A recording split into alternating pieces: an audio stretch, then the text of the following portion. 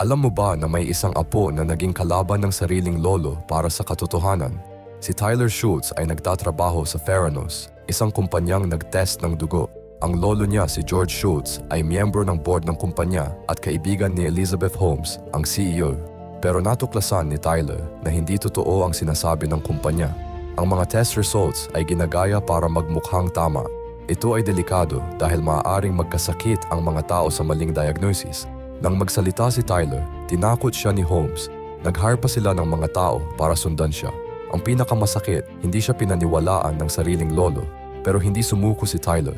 Nag-collect siya ng ebidensya at nakipag-usap sa mga journalist. Kahit na demanda siya at nawalan ng pera, patuloy siyang lumaban. Sa huli, nakulong si Holmes dahil sa fraud na $9 billion.